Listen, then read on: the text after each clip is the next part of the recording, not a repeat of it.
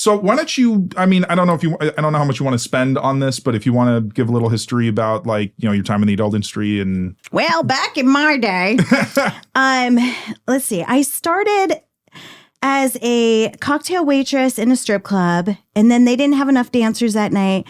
So I got on the stage and I was scared, but they did the countdown. 1, 2, 3. I went boom, took the tits out. I made so much money that night that I was addicted. I was like, that's the easiest. All I have to do is flash these and boom, I don't have to serve drinks anymore. Yeah. So then I learned that you actually have to have a technique and a hustle. Then I saw a feature one night and I'm like, how do I become a feature? And that was Devin Michaels. And okay. I started picking people's brains. The fastest way was to be a porn star. Mm-hmm. So Amazon was just coming on to scene. This is when they didn't make money and they sold books. So I bought a book, How to Be a Porn Star. Interesting. Right? Like that book was on there. Yeah. So I read it. And I highlighted everything. Like Porn star for dummies kind of thing? Right. It was like my Bible. I knew where to go. I knew who to talk to. I knew the etiquette. And then I got a couple interviews with Larry Flint, Playboy, and Jim South. And it snowballed from there. And then I started featuring. Like I just started picking up things. What else can I say about it? And then Cinemax came along because a girl didn't show up. I lived right down the road. Mm-hmm. Somebody recommended me. Well, not somebody. Nicole Sheridan recommended me. Oh, nice. And I showed up. They loved me. They did all the busty movies. So yes. Hello. Yeah, you were qualified. Yes. And I did all these Cinemax movies during porn. Mm-hmm. And I still did them up until about 2013.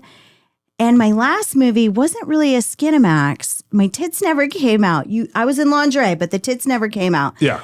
Which I was like, oh my God, we forgot to get the tits out because the girls' tits were out. Yeah. How come mine weren't? My fans were a little disappointed. I can imagine. But I did Girls, Guns, and Blood. That went on Amazon because it's only R-rated. Mm-hmm. And my next movie coming up is a horror movie. Oh, wow. Right? It's going to be my first one. Okay. I love doing horror. I mean, doing horror. I've never done horror. Yeah. I love horror movies. And I always had it on my bucket list. I got to be in one. I don't care how bad it is. Yeah. I need to be in one. Yeah. So Ginger Lynn actually got me an introduction to Frank, which I can't remember the company's name. I'll know more after I do the movie. Mm-hmm. And now I'm going to go do a scene where it's going to be messy and bloody. And I'm super excited about that. Boobs out or no? You don't know yet. I don't think so. I think his stuff is more friendly for YouTube and other things. So I don't know if the boobs come out. I wish, because that would be like, all right, guys, I know where to bring you now. The boobs came out. Yeah. But that's always a crowd pleaser. It really is. But then, you can't put it everywhere. I know. Well, and I mean, the where I got introduced to you was obviously Score, your work with them. Oh, that's right. Score Magazine. So I just qualified because Score Magazine has very busty. Yeah. And I was only a double D, but they took me and I worked for them for a few times. They flew me into Florida. I forgot all about Score. Really? How could I forget them? That's crazy. Yeah. I mean, that's Vivid, Wicked, VCA. Score was right up there. Yeah. They had a niche. They did. They did. I mean, they were obviously a giant influence on me and what the fact that because I loved huge boobs and I had never heard of them. And then when I discovered them, I was like, whoa, this is for me. This is like, if I were to create a magazine, this is the one I would make. This is the one, the busty. Yeah. So are they still around? They are. I think they do. I think they focus mainly on online content. Like their print, I think, has gone to quarterly now. So they only release, I think, 4 magazines a year. So least it's for mainly store. online, Yeah. and then once in a while I get print. Yeah. Which I gotta say, print still works when we're at conventions and stuff because we have something to sign. yeah. Can't sign digital. No. Well, and you still see people like, Christy had this, a lot of, you have DVDs of your a lot of performers still have their Some of us DVDs, their stuff. VHS. Right?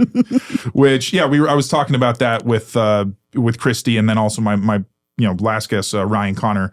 So just about how the industry, because going from physical media to, online media. Right. Not tangible. Yeah. And which is, I can understand why it's obviously preferable. There's less overhead with that. You don't have to actually make anything. No, less. Yeah. Inventory. I mean, you still have to have storage in the cloud. Exactly. But, less. But you just get some things printed out. And a lot of times the companies will do it for you. Yeah. Have people because would people bring you when they meet you at conventions or stuff like that? Like, the boxes of the stuff you were in, or some of the magazines you were in. So what I used to do, because I was on the road featuring, so I'd sell the movies, I would go down to Vivid Video and I would buy my DVDs at a very discounted rate. Mm-hmm. And they would just give me how many I wanted. And it's usually like a group. I usually ordered about 100. So, and they were like $5 each. Yeah. And then you sold them for like 20, 30, whatever. Wow.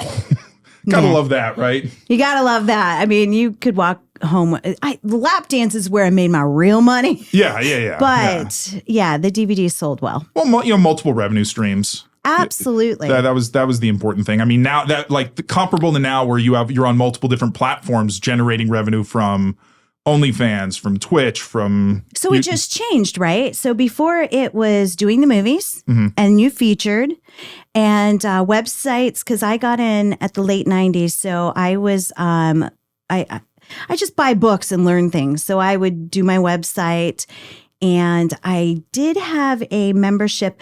Oh, I had $1 verification that you were old enough to look at my nudies. And I made great money just off that. Really? $1 verification. Because a lot of people would just pay that. It's $1. What's It's a $1? dollar? What's $1? It's a candy bar. Yeah. So they go into the candy shop and get the candy bar, but it was a way I could do it where, granted, they could steal a credit card or they could do whatever, but it was my way of feeling comfortable about my stuff out there and not for the kids. Yeah. Yeah. True. Yeah.